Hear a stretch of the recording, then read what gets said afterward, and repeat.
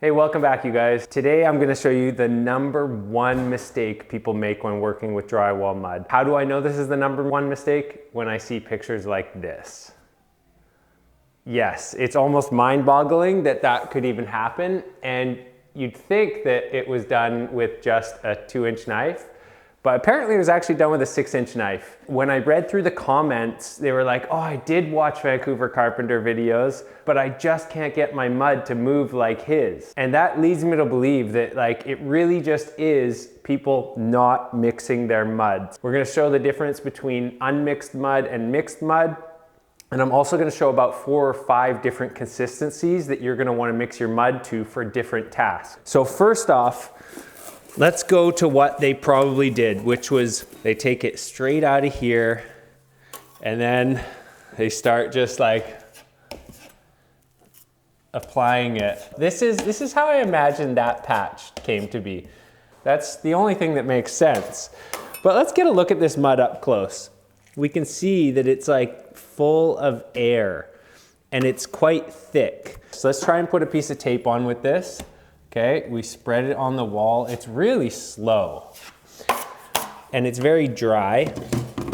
It is still possible though. The problem is most people who aren't experienced can't even get the mud out from underneath before it starts drying out when it's at a consistency like this.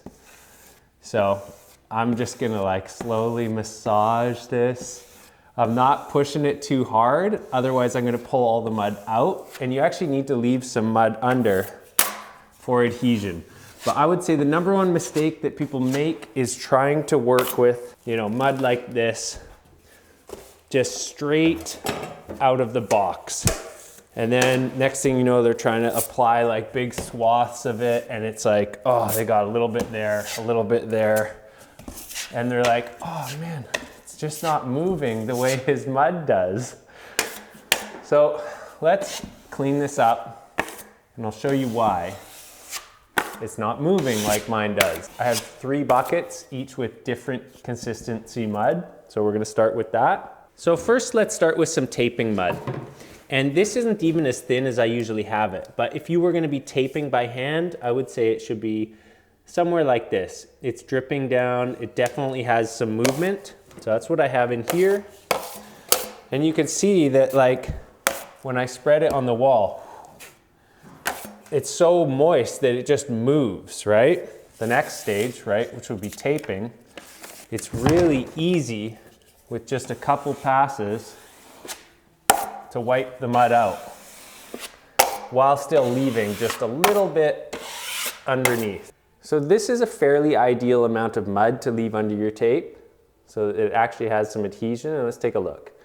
You see there's not a lot, but there's just enough. Next, let's get to what the mud should look like on your first coat. Let's take a look at what the mud looks like for first coat. You can see, again, it's still dripping. It's maybe dripping a little bit slower than the other one. So we can see there's a bit of movement. If you leave it there for any extended period of time, it will eventually fall off. So this is sort of how I have it for first coat on butt joints, corner beads, all that sort of stuff. And you can see when you spread it, there's a little bit of porosity in the mud. And let's show you guys how you would coat a butt joint really quickly. Let's say we have to hide a tape right under the middle here. So that's about as wide as you would want to go. So first, feather your edge. I definitely don't think that the photo had feathered edges. That one didn't feather well. There we go. As you can see, there will be no sanding there or there, very little. And then one pass down the side to push the mud in the middle.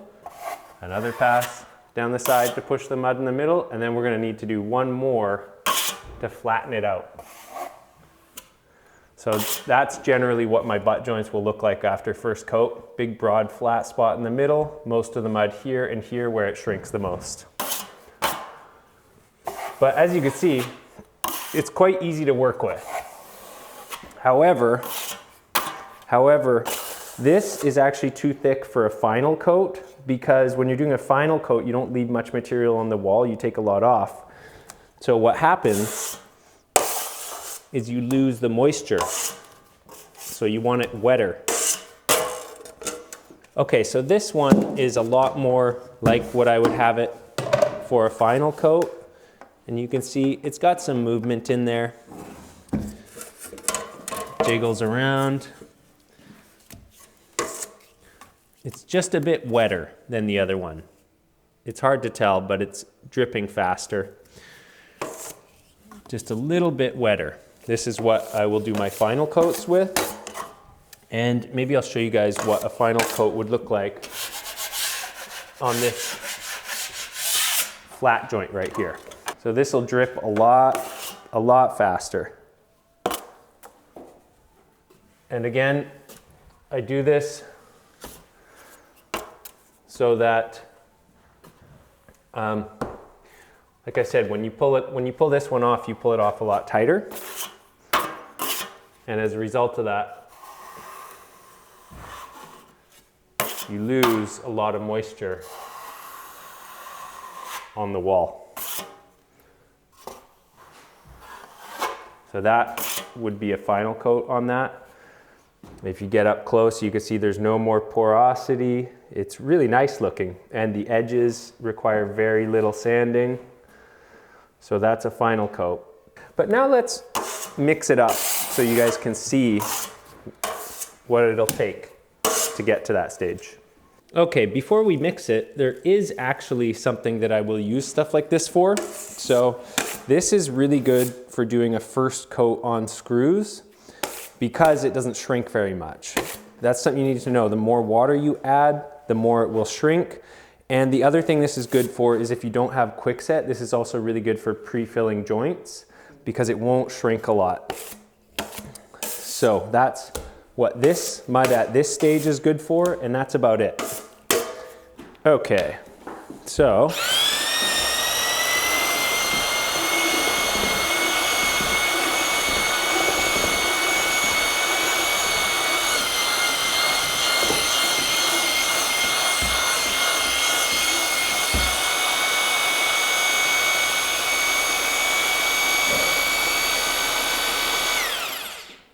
that is only mixed with no water added, and look at the difference, right?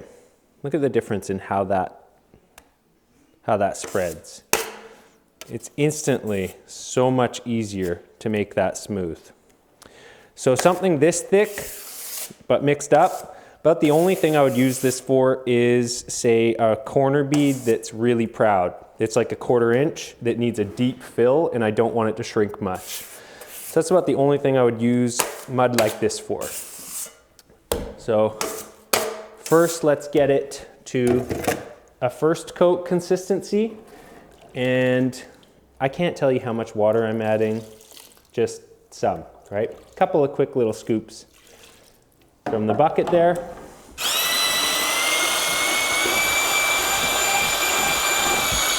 Okay, so that's still pretty thick, but that's good for first coat right there. The only downside to using mud this thick for first coat is that if you're doing a huge job, like say you're gonna be coating all day long with mud like this, your shoulder's eventually gonna get a bit sore.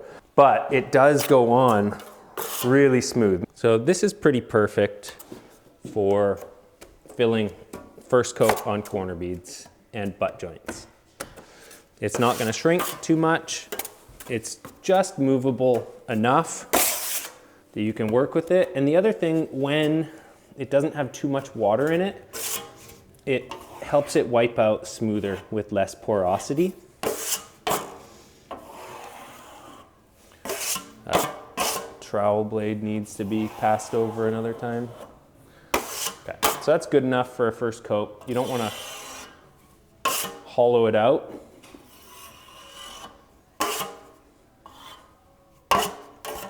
We're gonna leave this one now because I actually have a bunch of corner beads to coat and I want it to be exactly at this consistency. But this one, I'm gonna show you some of the other consistencies we might mix mud to. Okay, so it's fairly wet in there, but there's some new dry mud, so.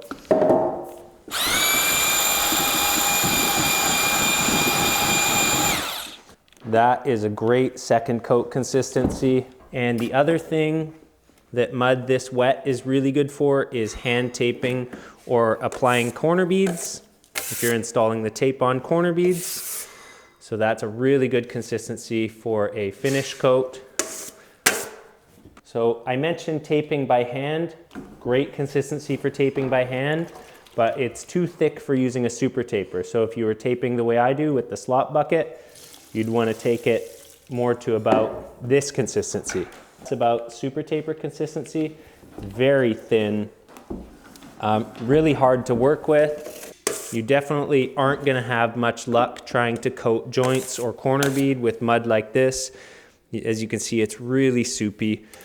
It's very difficult to work with on the wall. You're going to spend more time making a mess on the floors. It's not bad for a really tight skim coat, but that's about it. You really can't work with mud like this by hand. It's only good for the super taper. But there is still one more thinner consistency, and that is if you're using tubes and flushers.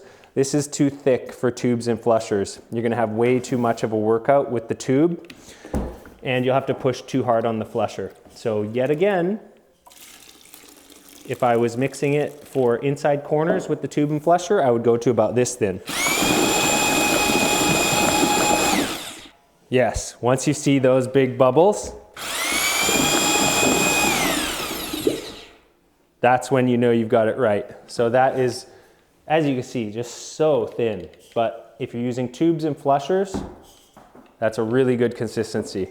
I don't ever even need to mix my mud down this thin anymore because I'm not using tubes and flushers. I'm now using, it's a corner box. That's what I did these corners with, and it's assisted so I can actually use much thicker mud.